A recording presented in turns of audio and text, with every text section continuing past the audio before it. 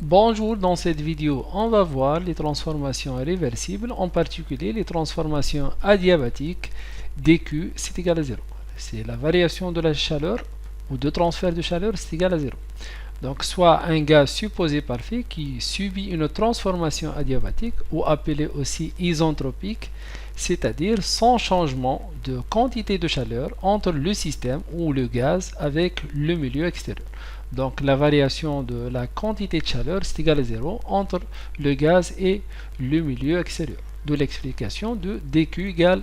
Si on trace le diagramme Clapeyron d'une détente ou une transformation adiabatique réversible d'un gaz parfait, donc ici la pression en fonction du volume, donc ici on a une courbe sous forme d'une parabole, donc qui s'écrit PV gamma égale constant. Donc la formule qui décrit l'équation d'état des transformations adiabatiques, elle est appelée aussi la formule de Laplace, s'écrit la pression P2 fois V2 puissance gamma, c'est égal à pression P1 fois V1 puissance gamma, c'est égal constante. Tel que gamma, c'est quoi? C'est Cp sur Cv. Avec Cp, c'est la capacité calorifique à pression constante et Cv, c'est la capacité calorifique à volume constant. Donc gamma, elle est dite la constante adiabatique. L'équation d'état adiabatique, elle peut être exprimée en fonction de la température et en fonction du volume, et aussi en fonction de la température et en fonction de la pression. Pour cela, on va exprimer tout d'abord l'équation des gaz parfaits, c'est PV égale nRT. La pression, c'est égal nRT sur le volume. L'équation d'état adiabatique initiale, c'est P2 fois V2 gamma, c'est égal P1 fois V1 puissance gamma égale constante. Donc on va substituer l'expression de P par nRT sur V. Pour ce faire, on écrit P2 sur P1, c'est égal V1 puissance gamma sur V2 puissance gamma. Par la suite, on va changer l'expression de la pression par nRT sur V. Donc, on trouve nRT T2 fois V2 gamma sur V2 égale nRT1 fois V1 gamma sur V1.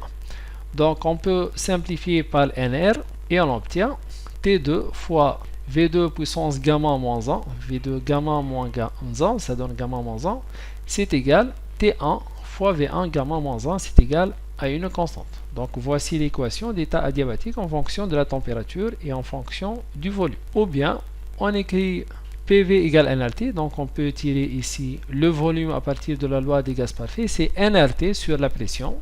On rappelle que P2 sur P1 c'est égal V1 puissance gamma sur V2 puissance gamma, et on va changer V par son expression nRT sur P. Donc P2 fois V2 puissance gamma, c'est P2 fois nR puissance gamma fois T2 puissance gamma sur P2 puissance gamma. C'est égal P1 fois nR puissance gamma fois T1 puissance gamma sur P1 puissance gamma. Donc on peut simplifier par nR puissance gamma ici. Donc P2 sur P2 puissance gamma, ça donne P2 1 moins puissance gamma.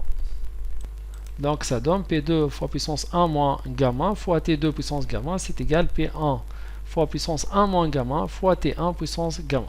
Ou autrement, P fois puissance 1 moins gamma fois T puissance gamma, c'est une constante pour les transformations adiabatiques réversibles. Passons maintenant au calcul de travail pour les transformations adiabatiques. On rappelle que le travail entre l'état initial 1 et l'état final 2, c'est égal moins l'intégrale de P dV, avec P la pression et dV la variation de volume entre l'état 1 et l'état 2. Et on a la variation de l'énergie interne, c'est égal à la variation de la chaleur plus la variation du travail. Or, pour les transformations adiabatiques, on n'a pas d'échange de chaleur ou d'échange de Q. Donc dQ égale 0 car il n'y a pas d'échange de chaleur, il n'y a pas une variation de la quantité de chaleur. Donc dU c'est égal dW. Or, la variation de l'énergie interne, c'est égal NCV dt. Donc, si on intègre cette relation-là, le travail entre l'état 1 et l'état 2, c'est égal. C'est l'intégrale de NCV dt entre 1 et 2. Donc, c'est NCV delta T. Voilà donc l'expression du travail. Pour le calcul de la quantité de chaleur, donc la transformation, elle est adiabatique. Donc, on n'a pas de variation de la quantité de chaleur. Donc, Q, c'est égal à 0. Et pour le calcul de l'enthalpie, delta H, c'est égal NCP fois delta T, c'est-à-dire grand T2 moins T1, la variation entre la température finale et la température initiale. On va prendre une application. Donc pour l'air, on mesure Cp de l'air, c'est 1005 joules kg moins 1 Kelvin moins 1. Cv de l'air, c'est 718 joules kg moins 1 Kelvin moins 1. R de l'air, c'est 287. Et gamma, la constante adiabatique de l'air, c'est 1,4. Un réservoir d'air comprimé de 200 litres, c'est le volume initial, contient de l'air à 400 bars, c'est la pression initiale, et 50 degrés. Voici température, pression et volume initial. L'atmosphère ambiante est à 1 bar. Donc, première question, quelle est la quantité maximale du travail qu'on peut extraire de l'air comprimé sans lui fournir de chaleur pour une détente adiabatique réversible depuis 40 bars jusqu'à 1 bar? Et enfin, on va calculer la température finale. On va corriger cette application. Donc, on rappelle pour une transformation adiabatique réversible, P puissance 1 moins gamma fois la température puissance gamma est égal à une constante. Donc, on peut écrire température A sur température B. A, c'est l'état initial, B, c'est l'état final. C'est égal pression puissance de A sur la puissance de B, puissance gamma moins 1 sur gamma. Ainsi, on peut tirer la température finale, TB, c'est égal TA fois PA sur PB, puissance moins gamma moins 1 sur gamma.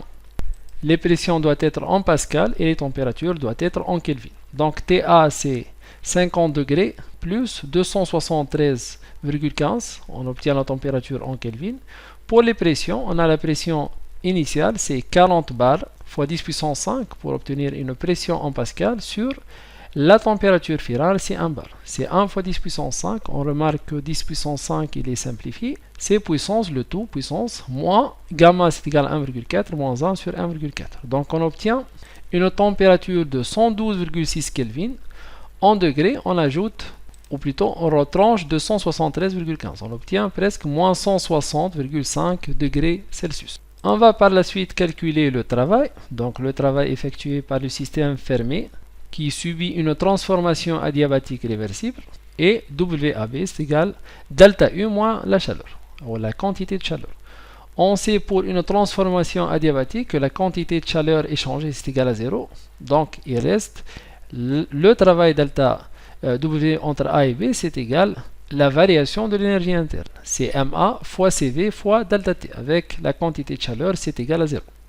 On a le delta T, on peut le déterminer facilement. On a la température finale et la température initiale qui est 50 degrés. CV, elle est donnée. C'est égal à quoi? CV, c'est 718 pour l'air. Et on doit déterminer MA en utilisant la loi des gaz parfaits. Donc MA, c'était égal à quoi? C'est PA fois VA sur R fois TA. Donc la pression doit être en pascal. 40 bars fois 10 puissance 5 fois le volume, qui est 200 litres, doit être en mètres cubes.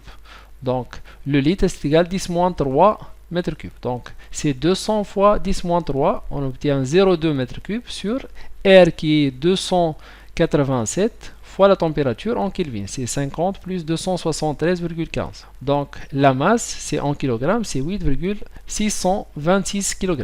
Finalement, on calcule le travail entre A et B.